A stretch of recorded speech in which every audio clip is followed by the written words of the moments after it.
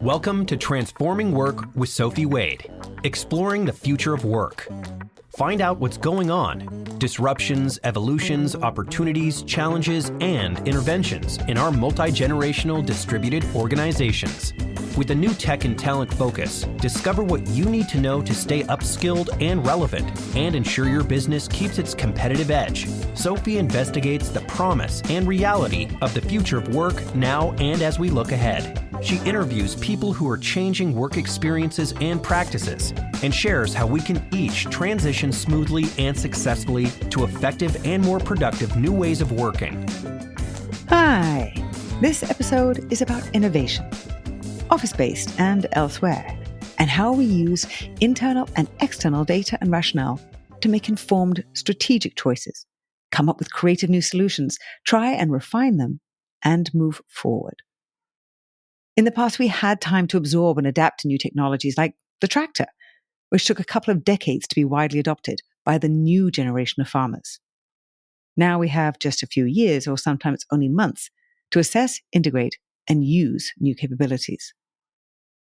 We've all been watching, waiting, and opining, pushing back and pushing forward on office presence, depending on our different economic interests and needs, and personal habits, preferences, desires, and obligations. But it's a good year post-pandemic now, and it is evident that work attitudes and routines have shifted and stabilized. Look, I'm not trivializing the impact of the changes in office attendance and usage, which were trending pre-pandemic because of business, economic, and societal developments. But a step change is disruptive. And I recognize that effort is required for any organization to devise a strategic plan that incorporates these new realities, whether they are impacting your core business or how operations are executed. Now is the time to benefit and build upon new behavior patterns and working realities. We may have to make significant pivots in our business and practices and go well beyond our comfort zone, which is where we all may be operating for extended periods over the next dozen years or so. So contemplating our places and spaces, where we are, why, and what's likely ahead, I'm delighted to be speaking with Fran Saele, Managing Principal at Mortevita, which provides specialty consulting on the new knowledge workplace and corporate real estate. Fran has deep experience in the corporate real estate sector, having worked in senior executive roles at companies including Accenture, Newmark, and CBRE.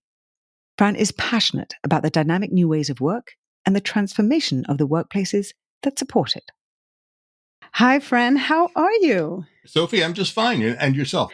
I am very well and ready to get started on an expansive conversation because I see how much you cover.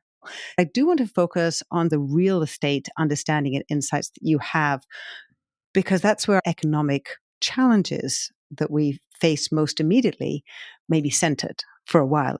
You started studying psychology in college. Why did you choose that for your major? Sophie, this is an interesting situation, actually. When I entered college, I wanted to become a psychiatrist. And to become a psychiatrist, of course, you have to be a medical doctor first. So I was in a pre-med program in college. Okay. And every part of it was going well, except when I got to my sophomore year, I think I took a comparative anatomy class where you were working with dead bodies and doing a lot of stuff that made me quite ill, actually. So I realized that this was not going to be in my future. And psychology seemed to be a logical an extension of psychiatry, really. Okay. And then did that a whole degree. And but when I graduated, I realized that if you want to do anything in psychology, either experimental or in terms of counseling, you need to go to graduate school for another 4 years. And I really wasn't up for that. So I decided to go to work and was hired by a local large thrift institution, actually, a bank, and in a management training program. It just seemed to be a logical place to go. And I thought, well, I'd pursue a business career, and this is a good place to start. After a couple of months in their management development program, the head of HR came to me and said, Fran, we have a really important need with one of our senior officers in the bank, and he needs your help. And could you go join him for a couple of months and just try to help him out? Well, that led to an entire career in corporate real estate at that bank, and wound up running the function for the bank And you opened your mind to it and said, okay, let me just try this out. And then it just really gelled. Well, I had a really interesting experience going in. The bank had just built about a 75,000 square foot building on an expressway. This is in Buffalo, New York, upstate New York. And the only reason they built it really was they wanted to have a branch bank in the first floor, which was about 5,000 feet. And then they wanted a messaging sign in the sky next to this expressway where it was located to tell you the time and temperature and some promotional material. That's the only reason they built it. So when I went to report to my new boss, who was a delightful man, and he said, we really don't know what to do with the rest of it. So can you find that out? So I cut my teeth in real estate on a big empty building that the owner didn't really know much about. We did a lot of other construction and development of banking facilities. And the last big project I was involved in was one that I helped incubate within the board of directors, and that was to build a new headquarters. So we wound up building a brand new 400,000 square foot headquarters there. It was a wonderful experience. After having been involved in a project like that, I really had the development bug. So I went to work for a local developer, expanded into Florida, then joined another developer based here in Cincinnati, and worked in a few other cities, Tampa, Nashville, Atlanta. In terms of understanding where you started in real estate and what development means, because I don't know if the listeners understand that. I'm not sure that it is clear enough to me what the difference is and why that was intriguing to you to move from real estate to the development side. Well, developers in real estate generally are people who have a vision for a building of some type, a project, and they put together all the elements associated with actually getting that project to come out of the ground. And of course, there's a lot of information that you need to have in terms of the potential for the market, the ability to generate income in the property. And then you get to the significant design phase. During that design period, it's really about the functionality, how people are going to be using that building. So it really goes to workplace design, right? Exactly. You want to have a good idea of what the user needs are within the building, the kinds of spaces in general that are going to be built within the space, and how the building works for all the people in the space in terms of how it flows, the ability to grow, shrink, adjust the interior is obviously of some importance. I have done quite a bit of work in terms of office design, and it was the architects as well as the office design folks decades ago who saw how much conference rooms and cubicles were not being used during the day because that's not how work was working. And people needed places to congregate and they had different work activities. What were you already seeing at that time in terms of how things needed to be more flexible, responding to the needs of work as it was changing over time and how it changed for different companies? Well, even going back to the period at the bank, one of the reasons we really needed a new building at the time was that the bank was operating in older facilities. They were maybe 70, 100 years old. There were a lot of nooks and crannies. It was difficult to have anything that approached what at the time would be a modern layout with movable furniture. And we were able to totally transform that from a very old style into a new style just by the type of furniture we used. And the bank had that capability. So in the development process, at least, you always want to have a good balance between the building architecture and the interior planner or the interior architecture, given the types of space that you're going to need to make sure that those work for the occupants and it also works for the building as well. In my development phase, after I left the bank, we were in what was known as the spec development business. That is to say, we designed and built buildings totally on spec without any tenants. That we knew, we had a good idea of what the tenants typically would need in that market, assess the potential for the market in terms of growth, and then invested and built the buildings. These were suburban type buildings primarily. That started at around 100,000 square feet, something like that, and then went up into some larger structures in Atlanta of almost 500,000 feet. So they needed to have elements of flexibility in there because you couldn't be completely determinative about what a company was going to need going into that space. Exactly right. So I'm curious in those aspects of flexibility, as well as any differences that you already saw between the different markets that you were working in? Well, it is interesting that every market has its own flavor, and certainly in the bigger markets where you have larger projects, you tend to get more sophisticated design and architecture. But it was even some simple things at the beginning where you wanted to make sure that the mullion placement on the windows, that the window line would give you the ability to carve up office spaces on the windows, which were popular at the time. So you wanted a floor plate that would work for a variety of different applications. And that generally evolved in the business, and you saw better and better designs coming out of the interior planners, and hence the architects adjusted as well. As we jump to the pandemic, this understanding that you had of how people were using offices or how corporations were needing to adjust their offices and how they were thinking about it and what the capabilities were to adapt obviously came into play when so much changed and what the possibilities were for changing those spaces and adapting for the pandemic. And then different needs, they evolved. Well, I wanted to make this point because I think it's important as we look at where we are today. Mm-hmm. The last 10 years, roughly, maybe 15 years before the pandemic, so 2005 to 2020, somewhere in there, the big push was to centralize operations in a single place. In other words, you wanted to have the ability to bring everybody in your organization that had any meaningful role into the same facility, the same building, and have the ability to grow within that building. What was driving that? Well, I think it was a sense that decentralized operations were a bit, sometimes you have some redundancy in the multiple locations. And that it was just easier if you centralized it and had everyone, again, this would depend on the size of the organization. There would always be large firms that would have regional operations around the country. But in terms of the main operation, you'd want to have all the key people in the same building so they could all walk to see each other. You could have meetings with anybody that you need to have meetings with. And ideally, it would be located in a centralized place that would evolve as central business districts, CBDs, that it was a central place which was most convenient for people to travel to, no matter where they lived in the community.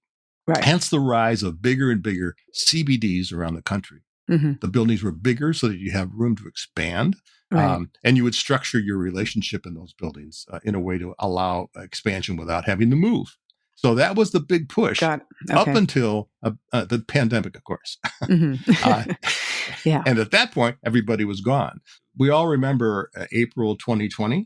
I remember I was actually in Dallas. I was running a team. It was a global team, actually. We had sort of led the thought process of remote work. And it was really driven by the length of the commute there. We had many people in Dallas who were driving an hour and a half each way to work from distributed areas within Dallas, a huge market. And actually, the competition for people started picking off key members of my team at the time because they would offer to those people you could work at home. So we thought, well, before we lose all of our good people, let's try to experiment. So we did experiments within our team, both in Dallas and in Pittsburgh. And we found that nothing changed other than people seemed to be a lot happier about doing the work.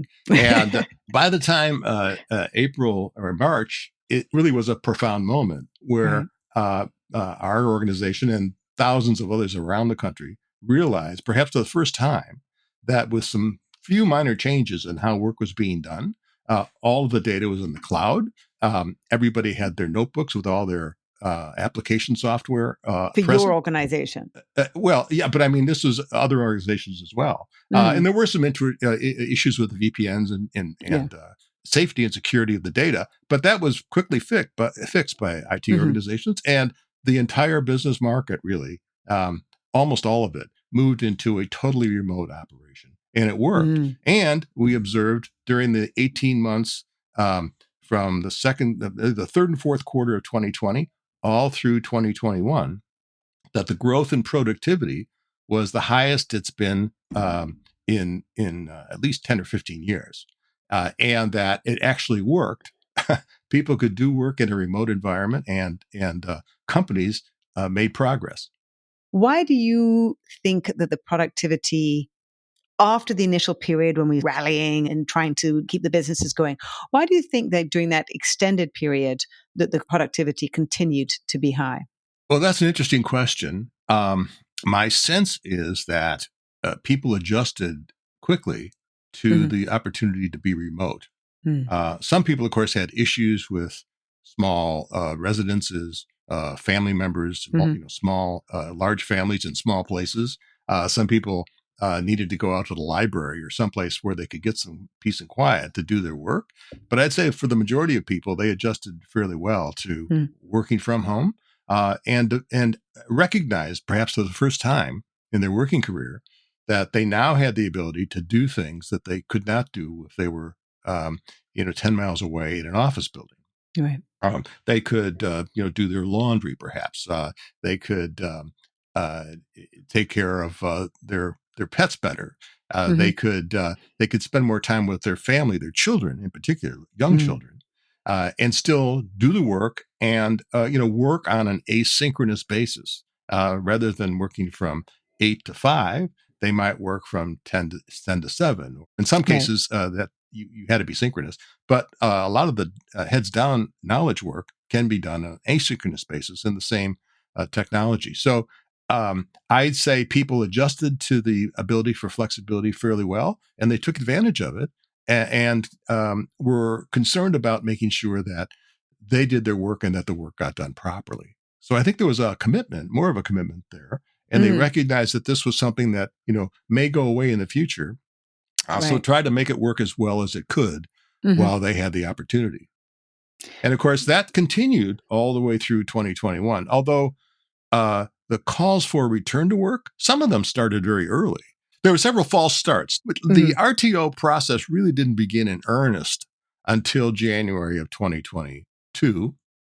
So during this period, as the pandemic extended and there was more recognition in the real estate sector that this wasn't going to be over soon, there must have been an evolving realization of, oh my goodness, this is going to have a long-term impact. Maybe this is not going to all go back to where it was before.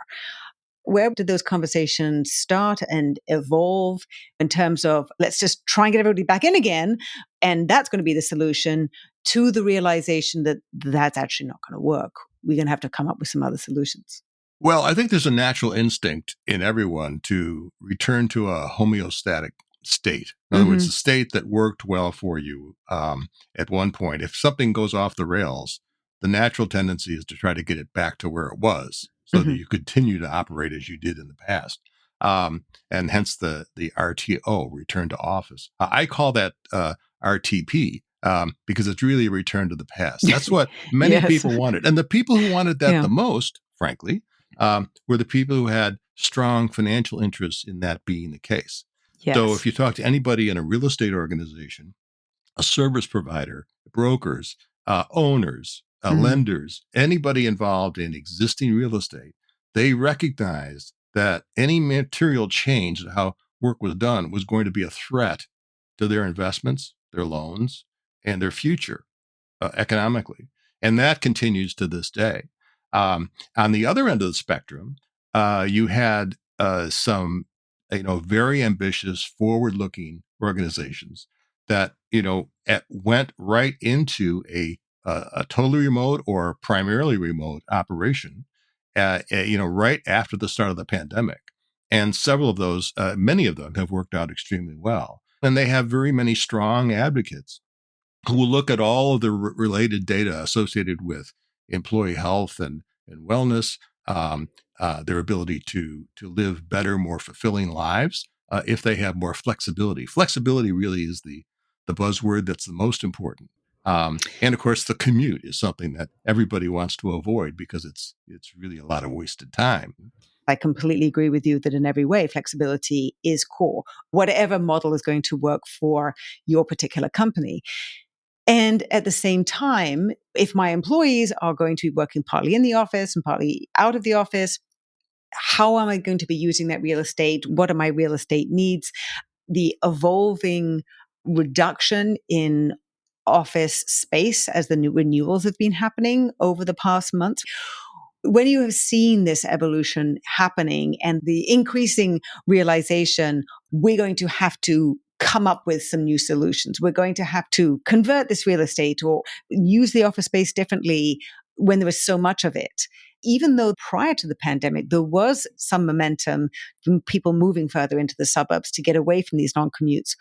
What was the evolution of some of these major players in the sector who needed to be adjusting their thinking and coming up with new possibilities for the future? Well, I think the realization did set in that at some point, probably 2021, 2022, with organizations that the new ways of working were not going to go away. There was a question of how prominent and how pervasive they were going to be in corporate America. We know that the biggest chunk of workers are in what's known as the hybrid mode, where and there are thousands of different formulations of this. We have that sort of homeostasis at the moment is the hybrid model, is the model that most people are working on. But the fact that work broke through the everybody in one place barrier in a big way, businesses can survive with not everybody being together, that there's been a natural movement in many areas to move towards new ways of working, which are not in the central space. And organizations are looking at all their empty space, and it's just getting emptier and emptier as time goes on. And they say to themselves, why are we spending all this money on space that we can't use and don't want to use? Because we can do it better elsewhere. So there is in the market today, in terms of people looking at where they are with their organizations, their investments in leases, in CBDs. If I had 200,000 square feet, do I really need 200,000 square feet? How much do I really need here? And they go through some diagnostic analysis of what they're actually doing and what they need to do in that space, because they have a 10-year lease left, perhaps. They can't get out of the building. And most of the demand is associated, revolves around collaboration of one type or another, training, things that you'd like to do in one place if you could do it, so people could be together. All the other stuff can still be done really anywhere.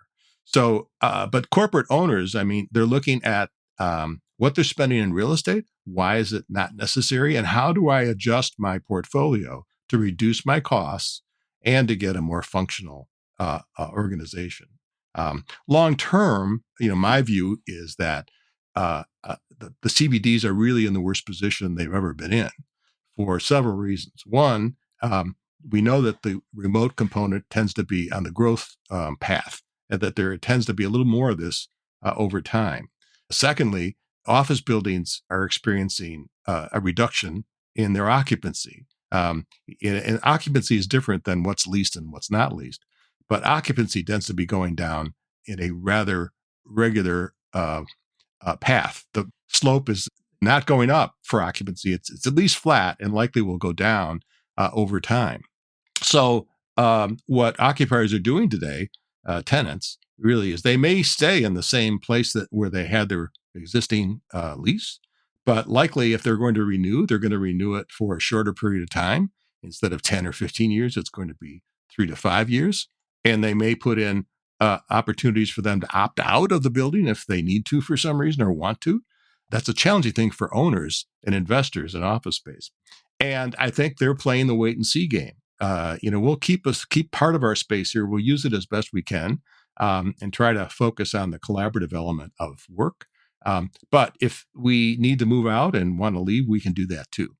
So what does that mean for the real estate developers and for the people who are holding the loans? The economics are changing drastically. For the landlords, there are loan payments, interest payments that need to be covered. There have been a range of comments from different people with different sizes and types of investment portfolio who talk about it being very dire or being comfortable that it's not going to be such a huge hit.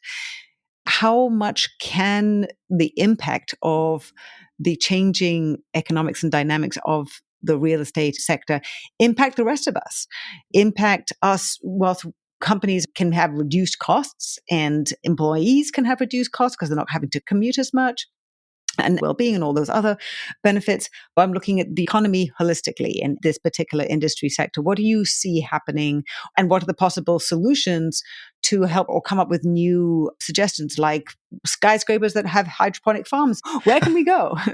I think the next couple of years are going to be very telling, because we know that there are billions of dollars of existing financing on thousands of buildings across the country that will come up for refinancing. In other words, those loans are going to be due.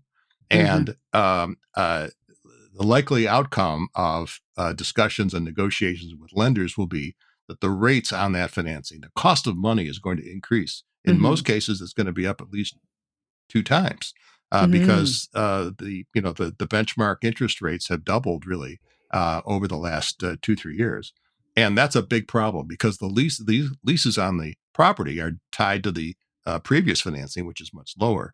Right. So there's going to be kind of an inversion of building financing, and that's going to have a dramatic effect. And the real question is, how much is that going to affect the non-real estate sector? Right. And does it have the potential to drive the economy into a very deep recession, and where there would be other collateral damage associated with it? The answer to that really depends on who you listen to.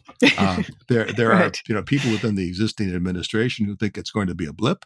There are others on the real estate side who believe it's going to be a nightmare. And certainly it will be a nightmare for many owners and developers, particularly those who have personal liability on that debt, although that's not as popular as it used to be when I was in the development game. They have most of the financing is non-recourse, so that if you can't pay your debt, your only problem is you lose your equity and you give back the building to the lender. And then the lenders are going to have the problem. What are they going to do with the properties? Whoever is in ownership of these properties, whether it's a lender or a pension fund or even a developer, it's what can we do with the buildings? And that's a very long conversation about adapting office space to other uses. I think the most popular notion that many people have is that there's certainly be a housing shortage. One good way to get people back into downtowns is to put residential space there. Why don't we just convert these office buildings into apartments and condominiums? And there is some of that's happening. There's 2 or 3 projects in New York, really, which are spectacular, that you can go see. I don't know whether they're leasing or not, but they're in development or just finished. And it works very well in certain structures. Usually the older buildings tend to work a little better because although all the interior systems and engine, the mechanical systems, all that stuff has to be replaced, but the layout of the buildings, the floor plates work much better for residential apartments. The newer buildings, particularly those with the really big floor plates, and that's a lot of Manhattan over the last 30, 40 years, those don't work as well. So there's a problem. If you do residential, what do you do with the space that you can't see out of unless you want a 20,000 square foot condominium? That's somewhat problematic. So I think we will see adaptive reuse in residential. There will be some of that, but it's not going to be a huge percentage. It's probably 10, 15% perhaps, maybe a little more. I think you mentioned vertical farming, and there's a mixed reading on vertical farming in the press. Some of it seems to be working well. Other people are approaching bankruptcy. So I think that's a brand new industry, and people are learning how to do it well. I do know that you can actually do vertical farming in spaces of 1,000 square feet. So there's going to be a lot of 1,000 square feet spaces available. Whether that's going to work or not, I think, is an open question. There's certainly opportunities in storage. You could have some boutique office uses, like a wholesale jeweler, perhaps. I mean, if you go to a wholesale jeweler, they're usually buried in an office building someplace where they have no windows. So there are a lot of those applications. They're somewhat more retail oriented, but it's a long think to find the market for people who want to be in an office building with no windows. So I'd love to shift gears and go to the quantum leap, as you have noted in some of your writing, that we're in the midst of. And It's very interesting to me, some comments you made about Smucker's approach to the new ways of working. And they have a very original formulation. They went to their employees and they asked a lot of questions, and they spent a lot of time and discussion to come up with this model. It seems to me that there aren't as many companies who are doing that. They aren't asking as many questions. They aren't coming up with the model that works specifically for their company. Why do you think that is? Well, that's a great question, frankly. And I think the answer is the data shows that organizations that talk to their employees and try to understand what's important to them generally come up with better answers in terms of how to get work done and how much time should be spent, together in an office of some type, and how much time could be spent outside of the office, and how do you control and manage that? But interaction with employees really is critical, I think, and no question that Smuckers did something different. Their model I've never heard of before. You only have to be in the office during 22 weeks a year, not 52. So you have 30 weeks a year where you can be really wherever you want. And they have employees now as far away as San Francisco. But in those 22 core weeks, the requirement is that you spend your time, your desired target time, which is 6 days a month. And you can add that up and you can spend all that time in the 22 weeks and you're done. You have to go to Orville. The consensus view was that they wanted to have designated periods of time during the year. And I don't know specifically what their purposes are, but they're probably tied to things where you want to have people together. So they reoriented how they do their work around these core weeks, and apparently merely execute the work and the other periods. But they have many people who work for Smuckers live in the surrounding states to Northern Ohio. So you have people in upstate New York, Pennsylvania, West Virginia, Ohio, other parts of Ohio, Michigan. They're drivable. So if you are in a core week, you get in your car and you drive to Orville. You have a hotel or an apartment or something there. And it was up to the employees. They could live where they wanted to, but they had to bear the costs of being in Orville those 22 weeks, which was interesting to me. And there was flexibility, it seemed, with some people who could leave on a Thursday. And so even that wasn't rigid. Right. There was a lot of flexibility, and flexibility is key. And of course, those costs are deductible on your federal return. Right. So you have some reimbursement of that cost. I think you can adapt that model in a number of different ways, which might be appealing to others who haven't thought about it, who might do better if they rethought their business model and came up with something that would allow a much more remote time, but concentrate the time in the office in a shorter period of time so that it made sense. Yes. And it really comes down to agreements at the unit level, a manager with their team and having them come up with their own solutions and being able to meet the business needs. They don't seem to be yet the conversations with the employees about what's going to enable them to do their best work and really come up with flexible solutions. Because I cannot see how the fixed hybrid model, which is the preferred choice for most US employers, I cannot see how that is going to help their organizations, their businesses adapt for the future of work, for the highly digitalized businesses that every single CEO and executive team is dealing with. I think you're correct there. A hybrid was never really intended to be a final solution. It was a compromise solution that allowed employees to have some time away and management to have people back in the office. But hence the entities on the extremes are pulling one way or the other. But ultimately, I think you're right. I think there will be a sense that we need to figure out in our organization what we're going to do. Let's have a Smuckers moment and come together and think it through. And they may come up with many different things. From a workplace perspective, what it means is that there isn't a digital solution here. It's not in the office or remote. There's going to be multiple solutions operating for many organizations at the same time, and they can operate successfully independently. In other words, everyone does not have to come to the office 2 days a week. Some people might be needed in the office 4 days a week. Some might want some once a month. I mean, I think you can get down to the level of certainly teams and individuals, actually, in some cases, as to what their best work fit is. But what is the best work fit for each employer, each team, depending on where they are?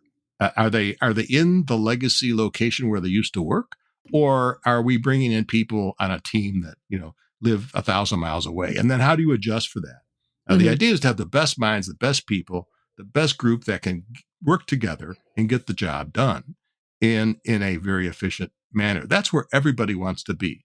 And the reality is it's not returning to the past because nobody worked that way. And the strange charity donation model that Salesforce came up with to try and encourage people to come back to the office can't have worked.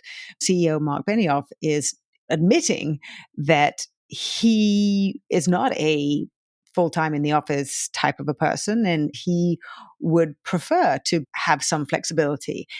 Do you foresee that more CEOs and other leaders are going to be coming out and making that same kind of admission, because they must have been losing people? Because his comment was, we don't want to lose our top talent. Right. He did say a couple things. He never worked in an office at all. He hates to be in the office, frankly, personally. All right. Right. I think he did make the comment about maintaining his best talent, that's his priority. It's not whether someone shows up in an office or not. Right. I think he's doing much better than Andy Jassy is at Amazon, who said, you'll find out, or, don't come in and you'll find out what happens. Those are really aggressive, negative statements. And what kind of message that send? If you're performing and you're meeting all your KPIs, I'm going to fire you anyway if you don't come into the office because that's more important? Well, that's the implied message. But what we haven't seen, at least so far, we haven't seen management taking action on groups of people who are not doing it. At least there's nothing in the press about that. So the other issue, which I think a lot of organizations need to be careful about, is that being too pushy on a matter like this is likely to lead to some type of labor action, some unionization, some attempts to move in a direction of unions. We have seen that crop up in knowledge work, mostly on the public side. Many of the government workers have public unions, but on the private side, you don't see much of it at all. But Amazon would be a really good target for a union because it has scale. And it's materially, it's a growth organization, and they have very good people there. And there's a lot of money available in terms of union dues at a place like Amazon. So that's where I think Benioff is so much far ahead by saying what he said and doing what he did. And he got the pushback and he changed. He said, no, we don't want to lose our top people. Let's come up with something else. And so he's listening to his people. And I just noted yesterday or the day before that he has events for former employees. He's trying to recruit some of them back who really? left. Yes. It was a really interesting discussion. So he's a very creative guy. I'm impressed by him as a manager and a leader. Yes, I was sad actually at the time to see this push to the office, which I felt was coming from activist investors, not from him, because they'd had instead of having a CHRO, they'd have a chief people happiness officer or something, which really seemed to indicate a really strong culture. So it was a very strange turn of events to suddenly be forcing people back to the office. So now it seems to be much more aligned with the culture as it has been in the past. And indeed, and of course they have their retreat center, which is about an hour away from downtown San Francisco, and that they're actually replacing that with one that's twice as big. And it's a place where teams can go for meetings. They can have retreats there. They can have day or two sessions. They can do planning. They can just go there individually if they want to. But it's in a nice place and easier for people to get to, and a much more relaxed environment. That's attractive to really good knowledge workers. Yes, and that's very much like Simpras has, I think they have 6 collaboration centers. So it's remote first, or they don't have any offices, but they have collaboration centers where you can't have an office, but you can book time to come in. Fran, what happens about government? There are many restrictive laws that don't enable flexibility. Talking with city planners, last year, some of the top city planners in the country who wanted to give more flexibility and were very challenged. What can we do in order to be able to adapt for how things are changing? And I do see that in a number of cases that we will need to be changing some laws. Think that we need something in between a W-2 and a 1099. What do you see in terms of some of the fundamental changes that are ahead, are needed? Where do you think the focus could and should be? Well, I think it comes down to how the public sector is going to reinvent its core downtowns or major business area, because it's going to go through monumental changes. So there's going to be zoning issues, there's going to be funding issues. Ideally, the federal government at some point will come in with some type of support in that area.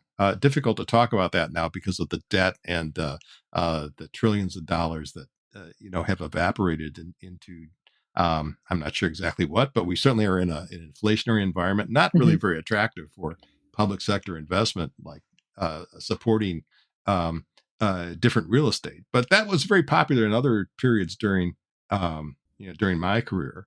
And there were programs like UDAG and block grants and things like that, where the government came in and took a subordinate or a secondary position in financing and helped projects get off the ground, help things to change themselves. And I think cities have to realize that their cities are going to be something different, and that they can take what they have and figure out a way to get to the best new place. It's not getting all people back in those empty office buildings because they're not coming back. They've got to figure out what to do with them. And if there is no mission at all, and this will be true for a lot of B, C, D quality buildings around the country, they're going to at some point demolish them because there will be no users that make any sense. But I think there are other opportunities for communities to go in different directions, to get more hospitality, to get more entertainment, cultural development, arts, those kinds of things, universities. There's going to have to be different users. And there's also some very interesting discussions about the support for people in their local communities so that they don't feel isolated, recognizing that having this combination of in-office and working from a third place or working from home is beneficial for different people, for each person in their own different way.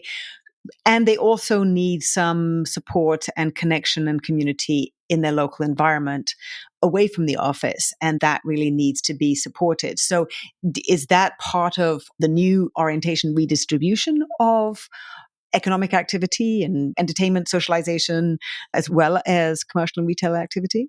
Yeah, well, let's put it this way. What we know is that there's going to be a redistribution of a lot of this office space. You have to build them new, or you have to adapt them new. But what we think is going to happen is that office will become much more distributed. As opposed to being centralized in the big buildings where everybody's together, it's going to be distributed out into the places where people work and live. And I think you will see office beginning to emerge, likely in a more flex or smaller way, in communities where many people are working from home or working remotely in some way, where their organization will have an opportunity for their people to come together and meet and do things together. So the office component is not going away. It's just going to emerge in a different place and be used in a different way by their employees. That's clearly going to happen. I mean, I think we see a new focus on suburban areas for many uses. Retail seems to be recovering and also adapting to the internet world of shopping. But there's a complementary component that still requires a physical presence in a retail location. Many of those retail malls are being snapped up, and they're going to be adapted into integrated centers where there's going to be a new hotel going up. There might be some type of theater. There might be some type of other opportunity for use that did not exist in the past. And so that's where you would probably want to, see some type of office component that could be used as well. So you could go, buy a shirt and also have a meeting at the same time. So you're going to have these nodes emerging of commercial activity.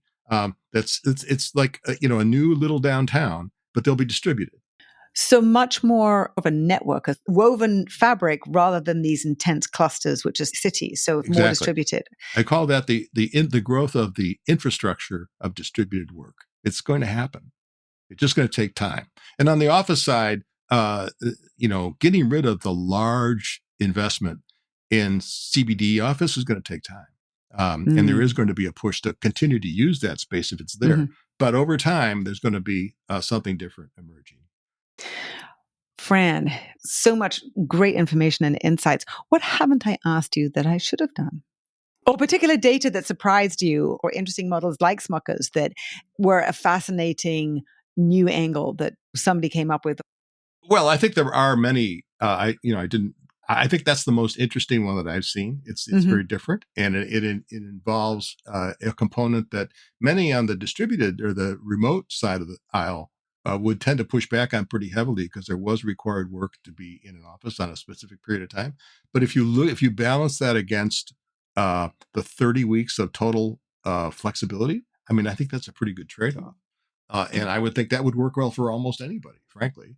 When somebody gives me a model and says, well, what do you think about that? Like 4 days a week. For me, it's just like, well, if that works for your company. I don't want to be prescriptive for anybody. So I really think about asking employees and see what's going to work best for them. And ask management too. So if you are an organization and looking to try and adapt, whether it is to do with your office space, about renegotiating a lease or trying to think through what you can be doing in your office space, or for an executive or manager trying to think through how can I adapt for new ways of working in my space, or coming up with a model that's going to work. What are your thoughts that they can take on board today, tomorrow, to help move forward in the most effective way?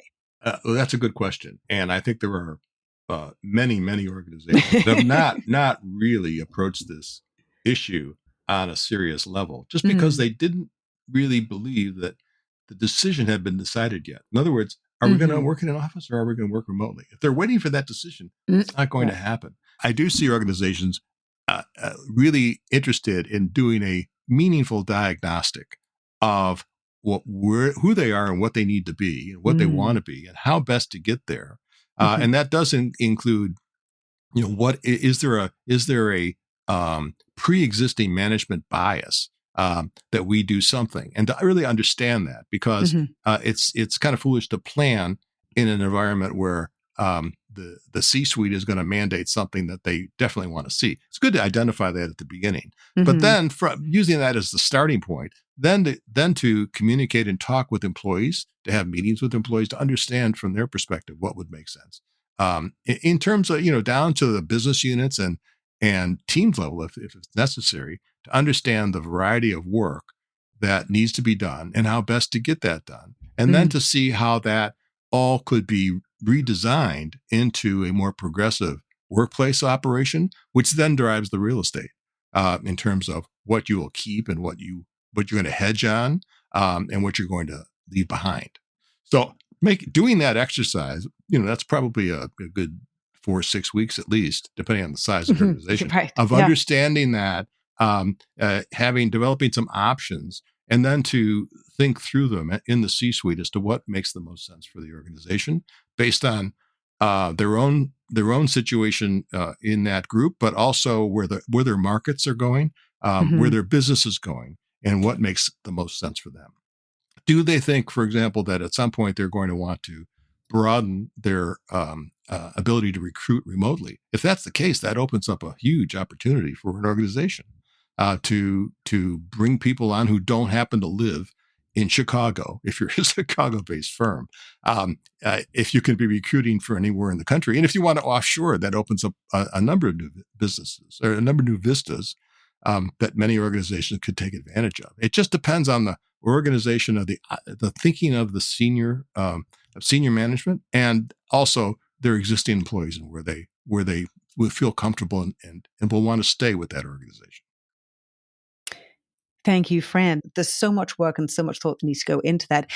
And a very insightful point that you made at the beginning, which is that the decision hasn't been made. People are still waiting. Right. That's, I think, perhaps the most fascinating for me about why companies and executives haven't gone through that process, because they're trying to wait to see that everybody's going to do this and therefore we're fine.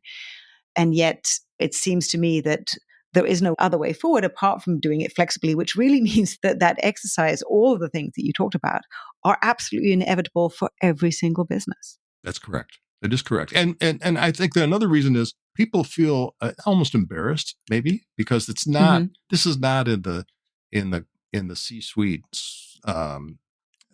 favorite spot. Frankly, it's not in the soft spot. There is no parallel for this in the history. Sure. They really need some help and some assistance in doing this right. And so it would be helpful, I think, if they consider adding someone to the team who has some experience, who can bring some good. It can open the eyes of the organization and also understand the employee component as well. I think it's really important. Fran, thank you. We have covered so much that is important from all aspects, from space, interface, interactions, employee needs, executive needs, and business needs. I really appreciate the time that you've spent to share all your experiences and vision for the future. Well, thank you, Sophie, very much. I'll look forward to our next discussion on, hopefully it won't be on my dissection of animals, but I'm sure we'll find a topic at some point down the road. It's all relevant. It got you on this path. Indeed. Well, thanks again. Really appreciate the time and the opportunity. Great chatting with you, Fran. Thanks again so much to Fran Saele, Managing Principal at Mortevita. You can follow Fran on LinkedIn or reach out to him directly at fransaele@mortevita.com.